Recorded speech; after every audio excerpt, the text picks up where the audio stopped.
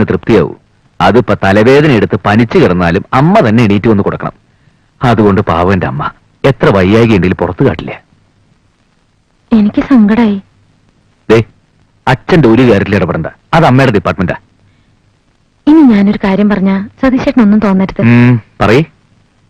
ടൗണിൽ പോയിട്ട് എന്റെ ഒരു വള വെക്കണം. എന്തിന്? അതൊന്നും വേണ്ട. അതെ, എനിക്ക് ചില അത്യാവശ്യ സാധനങ്ങളൊക്കെ വാങ്ങണ്ടേ. ഈ ബ്ലൗസും ഒക്കെ രാവിലെ തിരുമ്പിയിട്ട് നനഞ്ഞതായിട്ടിരിക്കണേ.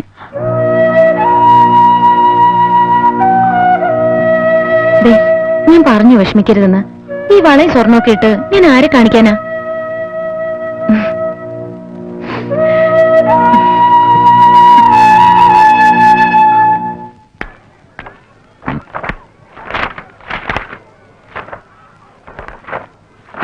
ആ സരസ്വതി ടീച്ചറിന്റെ സർവീസ് ബുക്കിന്റെ കാര്യം എന്തായി? അതിവിടെ ഇല്ല സാർ. ഞാൻ നോക്കാത്ത സ്ഥലമില്ല. ഡി ഓഫീസിൽ അയച്ചിട്ട് തിരിച്ചു വന്നിട്ടില്ലെന്നാ തോന്നണേ. ഓ, അതും തോന്നലേ ഉള്ളൂ. അല്ല സാർ, അതവിടെ ഉണ്ടാവും. ഒന്നിനും ഒരു ഉറപ്പില്ല. ഓഫീസ് കാര്യങ്ങൾ കൃത്യമായിട്ട് നടത്താനാ ഒരു ക്ലർക്കിന്റെ പോസ്റ്റ് ഉണ്ടാക്കിയത്. ഈ പോസ്റ്റ് ഇല്ലാണ്ടിരുന്ന കാലത്ത് ഞാൻ തന്നെയാ ക്ലർക്കിന്റെ പണിയും ചെയ്തിരുന്നത്. ആർക്കെങ്കിലും ഒരു കംപ്ലൈന്റ് ഉണ്ടായിട്ടുണ്ടോ അന്വേഷിച്ചു നോക്ക്.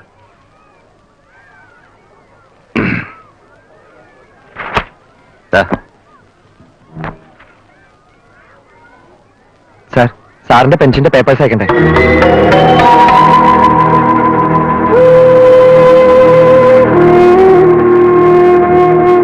സർവീസ് കംപ്ലീറ്റ് ചെയ്യണത് ജനുവരി 7-ാം തീയതി.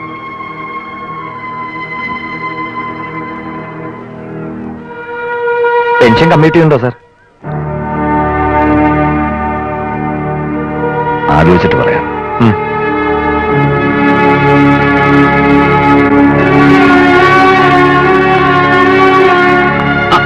ഞാൻ ഉറങ്ങാണ്. ആ 5C കുട്ടികളെ കളിക്കാൻ വിട്ടൂടെ? സൂസൻ ടീച്ചറിന് ലീവാ. എനിക്കങ്ങനെ ക്ലാസ്സിൽ പഠിപ്പിക്കാൻ പറ്റുന്നില്ല, ഭയങ്കര ബഹളം. ഇയാളെന്താ വെട്ടുപൊത്തി വരെ നോക്കണേ? എന്നാ ഇയാളെ ഫ്രീ ആണ് 5C ചെല്ലേ. എന്താടോ, വല്ല പ്രശ്നമുണ്ടോ? 6 മാസം കൂടിയേ ഉള്ളൂ. ജനുവരിയില് ഞാൻ പെൻഷനാവുക.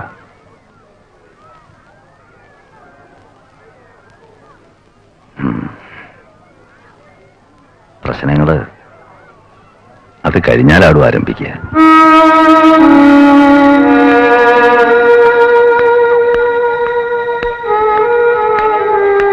ഒരു നശിച്ച കട. ചോക്ലേറ്റ് ഇല്ല, പിസ്തയില്ല, ബട്ടർ സ്കോച്ചും ഇല്ല.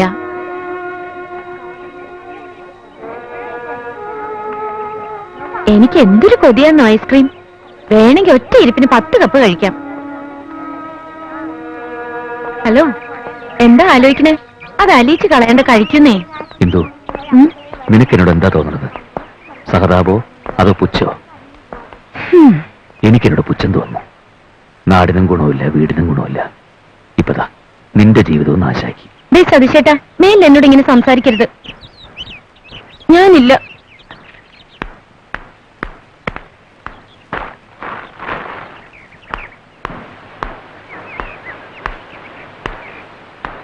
എന്തോ വേണ്ട. നീ ഒന്ന് ആലോചിച്ച് നോക്ക്. ഈ ഒരു ഐസ്ക്രീം വാങ്ങിത്തരാൻ പോലും ഇല്ല. അതും അച്ഛനോട് ചോദിക്കണം, അല്ലെങ്കിൽ നിന്റെ സ്വർണം വിൽക്കണം. വെറുതെ ആലോചിച്ച് മനസ്സ് നീറ്റ. ഒക്കെ ശരിയാവും. ഇത് നമ്മുടെ കല്യാണം കഴിഞ്ഞ ആദ്യത്തെ യാത്രയാ. എന്തിനാ എന്റെ രസം കളയണേ? ഈ സതീശേട്ടന്റെ തമാശയൊക്കെ എവിടെ പോയി? എത്ര എന്നെ ചിരിപ്പിച്ചിട്ടുള്ളത്? അതൊക്കെ ഒരു അഭിനയം. ഉള്ളിലെ വിഷമങ്ങള് വേറെ ആരും അറിയണ്ടല്ലോ.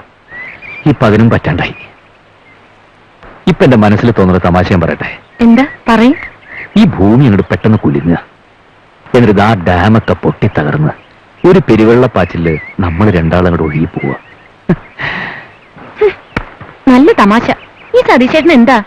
വാ, നമുക്ക് പോവാം. ഇന്ദു, സതീശ മേലെ നോക്കടാ. ഇവിടെ മോളില് എടാ, ഞാനാ ഗോപാലകൃഷ്ണൻ. മനസ്സിലായില്ലേ? പഴയ കബീഷ്. എടാ പോരുത്, കണ്ടിട്ടേ പോകൂ, അല്ലെങ്കിൽ ഞാനിപ്പോ ചാടണോ? എന്താ ചാറ? അല്ല, പണ്ടാണെങ്കിൽ ചാടിയാനെ. ഇപ്പൊ അതുപോലല്ല, കൂടെ ഒരു പെണ്ണുണ്ട്. വരാം, ഞാൻ വരാം. വെയിറ്റ് ചെയ്യണം. വെയിറ്റ് ചെയ്യണം. ആ, വെയിറ്റ് ചെയ്യാം. ആര് സതീശേട്ടാ? കബീഷ് എന്റെ കൂടെ പ്രീഡിഗ്രിക്ക് പഠിച്ചതാ. കബീഷോ? ചിത്രകഥയിലെ കൊരങ്ങിന്റെ പേരില്ലേ കബീഷ്? അത് കബീഷ്, ഇത് കബീഷ്. എന്റെ അളിയ എത്ര നാളായടാ കണ്ടിട്ട്. ഇത് നിന്റെ ഭാര്യയാണോ അതോ ലൈനാണോ? ലൈനായിരുന്നു, പക്ഷെ ഇപ്പൊ ഭാര്യയാണ്. ആ പഴയ കുറ്റി തന്നെയല്ലേ? Tuition tuition. ഞങ്ങളുടെ കല്യാണം കഴിഞ്ഞിട്ട് 2 ദിവസമേ ഉള്ളൂ. അപ്പൊ ഹണിമൂണാ? ഞങ്ങളും ചെറിയൊരു ഹണിമൂൺ മൂഡിലാ. ഇതെന്റെ ഭാര്യ സുശീല. ഹലോ. പേര് മാത്രമേ ഉള്ളൂ, സ്വഭാവം മഹാപൊട്ടയാണ്. ഓ, ഈ പറയുന്ന ആളുടെ സ്വഭാവം വളരെ നല്ലതാ. ഇവൻ 2 കൊല്ലം ഞങ്ങളുടെ കോളേജ് പഠിച്ചിട്ടുള്ളൂ. പക്ഷെ കബീഷ് എന്ന് പറഞ്ഞ പ്രിൻസിപ്പാൾ മുതൽ ഫസ്റ്റ് BDC-ക്കാർക്ക് ഒരേ അറിയാം. എന്റെ പോപ്പുലാരിറ്റി ഒന്നും ഇവളോട് പറഞ്ഞാൽ മനസ്സിലാവില്ല. നീ പ്രീഡിഗ്രി ജയിച്ചോ? 4 പ്രാവശ്യം എഴുതി, പിന്നെ നിർത്തി. ഒരു സംശയം ചോദിച്ചോട്ടെ, ഇത്ര നല്ല പേര് എങ്ങനെ കിട്ടി? അതൊക്കെ ഇവന്മാര് വെറുതെ ഒന്നുമല്ല. ഫസ്റ്റ് BDC ആദ്യത്തെ ഓണപരീക്ഷ, സകല പരീക്ഷ ഇവന്റെ കോപ്പി അടിച്ചു. ഹിന്ദി മാത്രം സുഖമായിട്ട് എഴുതി. ഹിന്ദിക്ക് ഞാനിത്തിരി മോശ. ഞാനിരുന്ന് നക്ഷത്രം എണ്ണുമ്പോ ഇവരിരുന്ന് പൊരിഞ്ഞെഴുത്ത. പേപ്പർ വാങ്ങുന്നു, എഴുതുന്നു, പിന്നെ വാങ്ങുന്നു, എഴുതുന്നു. തല ഉയർത്തുന്ന പോലും ഇല്ല.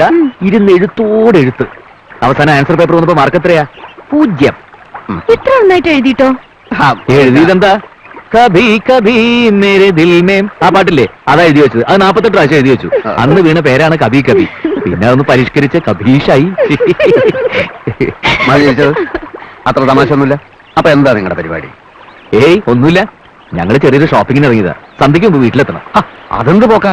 എടാ, ഞാൻ പാലക്കാട് ട്രാൻസ്ഫർ ആയി വന്നിട്ട് മാസം 1 ആയി. കഴിഞ്ഞ ആഴ്ച ഒരു ക്വാർട്ടേഴ്സ് കിട്ടി. ഇവൾ ഇന്നലെ വന്നതേ ഉള്ളൂ. അതുകൊണ്ട് അടുക്കള ഫുൾ വർക്കിംഗിലായിട്ടില്ല. എന്നാലും നമ്മൾ വീട്ടിൽ പോകുന്നു, എന്തെങ്കിലും ഭക്ഷണം ഉണ്ടാക്കി കഴിക്കുന്നു, ഇന്നവിടെ കൂടുന്നു. അയ്യോ, അത് പറ്റില്ലേ. ഞങ്ങൾക്ക് വീട്ടിലെത്തണം, അല്ലെങ്കിൽ അച്ഛൻ കൊല്ലും. നിന്റെ അച്ഛൻ ഇപ്പോഴും ജീവിച്ചിരിപ്പുണ്ടോ? പിന്നെ അയ്യോ, എന്റെ അച്ഛൻ തട്ടിപ്പോയിട്ട് കൊല്ലം 5 ആയി. അതിനൊക്കെ ഒരു ഭാഗ്യം വേണം. എന്തായാലും ഇന്ന് നമ്മൾ കൂടുന്നു. നിന്നെ ലാസ്റ്റ് ബസ്സിന് വിട്ടേക്കാം. ഓക്കേ. MSc-ക്ക് ക്ലാസ് കിട്ടാണ്ടായപ്പോ മനസ്സ് ചത്തു. LLB-ക്ക് പോണോന്ന് ആലോചിച്ചു. നമുക്ക് പറ്റിയ പണിയല്ല. B.Ed-ന് പോയതും താല്പര്യം ഉണ്ടായിട്ടല്ല, അച്ഛന് നിർബന്ധം. പിന്നെ വലിയ കാശയിലൊന്നുമില്ലല്ലോ. ഇവളോട് ഇത്തിരി വെള്ളം ചോദിച്ചിട്ട്, എടി സുശീലേ, നീ എന്ത് പണിയായി കാട്ടണേ? അതങ്ങ് കാച്ചടാ. അയ്യോ മതി, ഞങ്ങൾക്ക് വീട്ടിൽ പോണ്ടതാ. വീട്ടിൽ പോയിക്കോ, ഞാൻ തടയുന്നില്ലല്ലോ. അതല്ലടാ, അച്ഛൻ. ഓ, നിന്റെ അച്ഛനെ കൊണ്ട് വലിയ ശല്യാണല്ലോ. ഞാൻ കഴിച്ചാ പിന്നെ വീട്ടിൽ പോവാറില്ല, ക്ലബ്ബിൽ കിടക്കും. ഇനി മതി കേട്ടോ കഴിച്ചത്. എടി, ഞാൻ കഴിക്കുന്നില്ല. അതാ നീ പോയിക്കോ. മിനറൽ വാട്ടർ തീർന്നോ? അത് ഇന്നലെ തീർന്നു. ഒക്കെ നീ കുടിച്ചു തീർത്തു കാണും. അതെ, അധികം കൊടുക്കണ്ട കേട്ടോ. ആ കുട്ടിക്ക് ഇഷ്ടല്ല. നീ എവിടെ ഓടുന്നു? എന്റെ അച്ഛനായിരുന്നടാ അച്ഛൻ. കള്ളു കുടിച്ച് 4 കാലം വെച്ചെന്നാലും അച്ഛൻ ഒരൊറ്റ കാര്യം മാത്രമേ പറയൂ. മോനെ ഗോപാലകൃഷ്ണ, കള്ളു കുടിച്ചാ വയറ്റി കിടക്കണം. കരക്കാരുടെ മേക്കിട്ട് കയറരുത്, വാള് വെച്ച് കളയരുത്. എന്ന് വെച്ചാൽ കാശ് കൊടുത്ത് കുടിച്ചത് വയറ്റിൽ തന്നെ കിടക്കണം.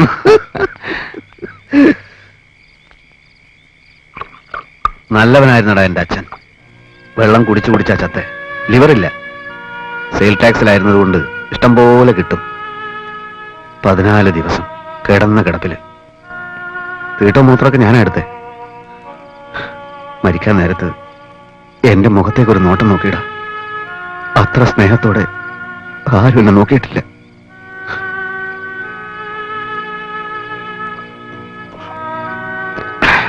സാരല്ല, അതുകൊണ്ടെന്താ, എനിക്കൊരു ജോലി കിട്ടി. അച്ഛന്റെ ജോലി തന്നെയാ നിനക്ക് കിട്ടിയത്? പിന്നല്ലാണ്ട്. പ്രീ-ഡിഗ്രി 4 കുത്തിയിട്ട് പൊങ്ങാത്ത ഞാൻ ടെസ്റ്റ് എഴുതി പാസ്സാവോ? ഇക്കാലത്ത് ജോലി കിട്ടണമെങ്കിൽ നല്ല മിടുമിടുക്കനാവണം. അതല്ലെങ്കിൽ കൊടുക്കാൻ നല്ല കാശുണ്ടാവണം. അതുമല്ലെങ്കിൽ എന്റെ അച്ഛനെ പോലെ സർവീസിലിരിക്കുമ്പോ ചാവണം.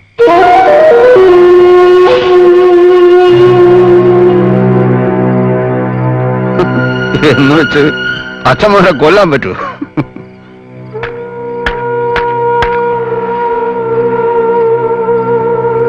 ഇക്കാലത്ത് എന്തെങ്കിലും ഒരു ജോലി ഉണ്ടായിട്ടൊന്നും വലിയ കാര്യമില്ല. പിന്നെ കിട്ടുകയാണെങ്കിൽ എന്റെ ഡിപ്പാർട്ട്മെന്റിലോ പോലീസിലോ ഒക്കെ കിട്ടും. നല്ല കൈവിളി കിട്ടിയ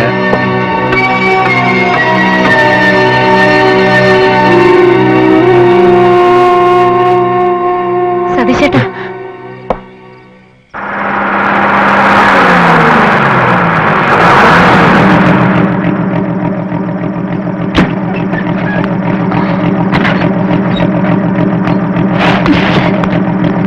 നോക്കിയത്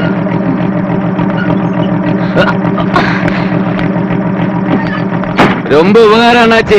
சரி சரி பார்த்து போங்க. ഈ തമിഴന്മാരുടെ അത്ര സ്വഭാവം അല്ലേ? സ്വഭാവം ആ ഡ്രൈവറുടെ നോട്ടം കണ്ടാ അറിയാം. റോഡിലല്ല കണ്ണ്. അവൻ നിന്നെ നോക്കിയോ? പിന്നെന്താ നീ മിണ്ടായിരുന്നത്? അല്ല കൊടലി നടക്കൂലെന്നോ? കുടിച്ചു കുടിച്ച് തൂങ്ങി നിൽക്കുമ്പോഴാ കൊടല്. എന്നെ കണ്ട അങ്ങനെ തോന്നുന്നു? തോന്നില്ല, മുഖം കണ്ടാ അറിയാം. ഇപ്പോഴോ? ഇപ്പോഴും അറിയാം. മാനേഴ്സിന് സിപ്പ് ചെയ്തോണ്ടിരിക്കുള്ളൂ എന്ന് പറഞ്ഞിട്ട് അമ്മ അച്ഛനും കണ്ട എന്നോട് എന്താ തോന്നുക? ഞാൻ അത്യാവശ്യത്തിനൊക്കെ ഉണ്ടെന്ന് അമ്മയ്ക്കറിയാം. അതന്ന്. ഇപ്പൊ ഞാനും ഉണ്ട് കൂടെ. എന്നെ പറയാം, ഞാനും കൂട്ടുന്നല്ലേ. ഇനിയിപ്പോ ഇതും പറഞ്ഞ് വഴക്കുണ്ടാക്കണ്ട. അച്ഛനോട് സംസാരിക്കാൻ ഇടപെടക്കാതെ നീ എന്നെ ഒന്ന് രക്ഷപ്പെടുത്തിയേക്കണം. ഓക്കേ?